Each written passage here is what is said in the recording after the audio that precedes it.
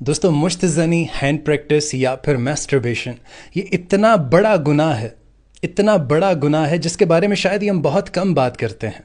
98.5% لوگ اس گناہ میں مبتلا ہیں اور وہ جانتے ہی نہیں ہیں کہ یہ اتنا بڑا گناہ ہے کہ آپ کو گناہ کبیرہ کی طرف مائل کرتا ہے، زنا کی طرف مائل کرتا ہے۔ دوستو اس ویڈیو میں آج کوشش کروں گا کہ آپ کو قرآن کی روشنی میں، احادیث کی روشنی میں اس کی سنگین نوعیت سمجھانے کی کوشش کروں، اور امید کرتا ہوں کہ آپ اس گناہ سے باز آ جائیں گے۔ اور پھر دوستو ہمارے نبی پاک صلی اللہ علیہ وآلہ وسلم نے اس گناہ کی طرف اشارہ کرتے ہوئے ارشاد فرمایا کہ جو شخص مجھے ان دو چیزوں کی گارنٹی دے دے، ضمانت دے دے، نمبر 1 اپنی زبان کی اور نمبر 2 اپنی شرمگاہ کی، تو میں محمد اسے جنت کی ضمانت دیتا ہوں۔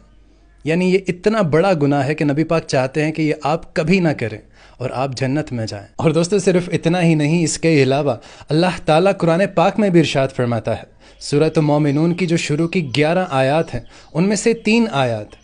آیت نمبر 5، آیت نمبر 6 اور آیت نمبر 7 میں اللہ تعالیٰ اسی گناہ کی طرف اشارہ فرماتے ہوئے ارشاد فرماتا ہے کہ اہل ایمان کی نشانی یہ ہے کہ وہ اپنی شرمگاہوں کی حفاظت کرتے ہیں، اور پھر ساتھ ہی ارشاد فرمایا کہ سوائے اپنی بیویوں کے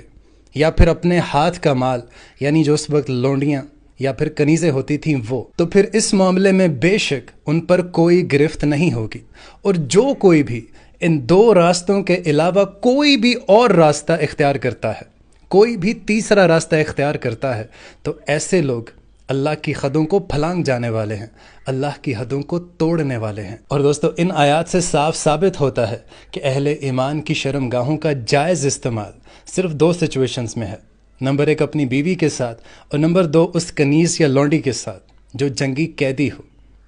تمام عورتیں نہیں، صرف وہ عورتیں جو مسلمانوں کے اگینسٹ لڑنے آئی ہوں، اگر وہ قید ہو جائیں تو آپ ان کے ساتھ ہم بستری کر سکتے ہیں، یا پھر اپنی بیوی کے ساتھ۔ لیکن جو دوسرے والا آپشن ہے، لونڈی یا کنیز والا، وہ آج کل کے دور میں ختم ہو چکا ہے۔ تو آج آپ کے پاس صرف ایک ہی آپشن ہے، اور وہ اپنی بیوی ہے۔ اس کے علاوہ کوئی بھی تیسرا راستہ، اب تیسرا راستہ کیا ہے؟ آپ کسی عورت کے پاس کوٹھے میں جا سکتے ہیں، آپ اپنے آپ کے ساتھ، اپنے نفس کے ساتھ کھیل سکتے ہیں، جو کہ مشت زنی میں آتا ہے، اور مشت زنی حرام ہے، اور یہ اتنا بڑا گناہ ہے کہ آپ کو گناہ کبیرہ کی طرف مائل کرتا ہے، آپ کو زنا کی طرف مائل کرتا ہے، اور اس سے وہ بھی روزہ ٹوٹ جاتا ہے، اور اس کا کفارہ بھی آپ کو سخت والا ادا کرنا پڑتا ہے۔ یعنی 60 روزے، اگر آپ نے رمضان میں یہ کام کیا تو آپ کو 60 روزے ہی اس کا کفارہ ادا کرنا پڑے گا، اور اس کے کرنے سے آپ پر غسل بھی فرض ہو جاتا ہے، اور کسی نہ کسی درجے میں یہ ہاتھوں اور دل کا بھی زنا ہے۔ اور دوستو پھر نبی پاک صلی اللہ علیہ وآلہ وسلم نے ارشاد فرمایا کہ آنکھ کا زنا دیکھنا ہے، کانوں کا زنا سننا ہے، یعنی بے حیائی کی باتیں، زبان کا زنا فوج باتیں کرنا ہے، یعنی گندی باتیں کرنا ہے، ہاتھوں کا زنا پکڑنا ہے، اور ٹانگوں کا زنا چل کر جانا ہے، اور نفس کا تمنا اور آرزو کرتا ہے، آپ کا نفس تمنا اور آرزو کرتا ہے، اور شرمگاہ اس کی تصدیق کرتی ہے۔ دوستو اس حدیث سے بھی صاف صاف پتہ چلتا ہے کہ زنا اور مشت زنی لنکڈ ہیں۔ اگر آپ مشت زنی کرتے ہیں تو آپ کا دماغ ہمیشہ یہ کوشش کرے گا کہ کوئی نہ کوئی ملے اور جس سے آپ زنا کر سکیں۔ اور دوستو ہمارے نبی پاک صلی اللہ علیہ وسلم نے صرف پرابلم ہی نہیں آئیڈینٹیفائی کی، آپ صلی اللہ علیہ وسلم نے اس کا علاج بھی بتایا۔ آپ صلی اللہ علیہ وسلم نے ارشاد فرمایا کہ اے نوجوانوں کے گروہ، تم میں سے جو کوئی بھی استطاعت رکھتا ہے تو وہ نکاح کرے، اور اگر کوئی تم میں سے استطاعت نہیں رکھتا ہے تو اس شخص کو چاہیے کہ وہ روزے رکھے۔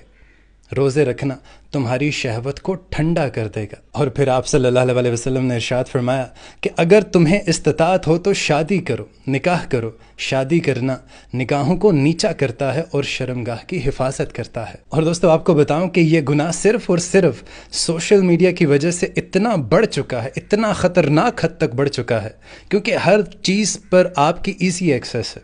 یوٹیوب، فیس بک، بہت ساری ویب سائٹس، آپ جب چاہیں آپ کے نفس نے چھوٹی سی آرزو کرنی ہے اور آپ نے اس کو پورا کر دینا ہے۔